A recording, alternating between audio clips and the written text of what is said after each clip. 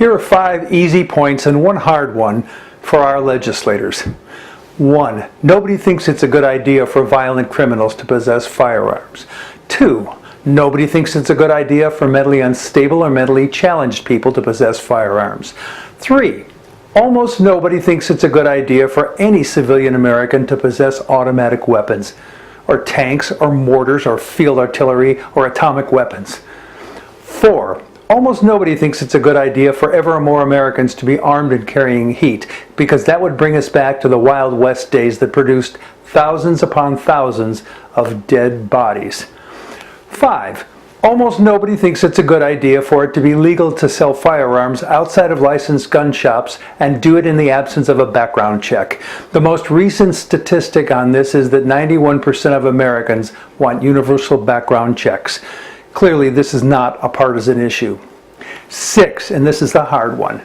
Nobody but you thinks your political career is more important than the lives of the people at a holiday party in San Bernardino, or the kids at Sandy Hook Elementary School, or the people watching a Batman movie in Aurora, Colorado, or the kids at Columbine High School, or Virginia Tech, or Texas Tech, or Umpqua Community College.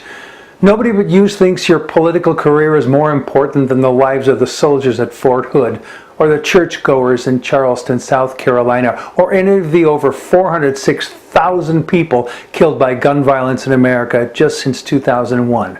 Nobody, not even your mother. So get over yourself and the importance to you of your political career.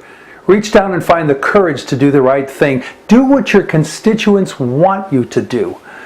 If you still can't find motivation to turn your back on the threats of NRA campaign dollars going to a rival because you stood up for what is right, try this out.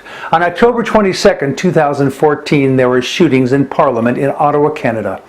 Imagine for a moment that the scene were instead on the floor of the House or Senate. A gunman has overpowered guards and is inside the chamber firing away at aides and your colleagues, and his gun has shifted to point at you. Do you think that at that moment you might wish that you had passed sensible gun safety legislation so that a habitual troublemaker and offender like Michael Zehaf Bebo, the perp in Ottawa, couldn't get a gun? I think you would. That's right, it's really personal when the gun is aimed at your chest. That's how personal it was for shoppers at the Clackamas Mall in Portland, Oregon in 2012. So take this on as something personal.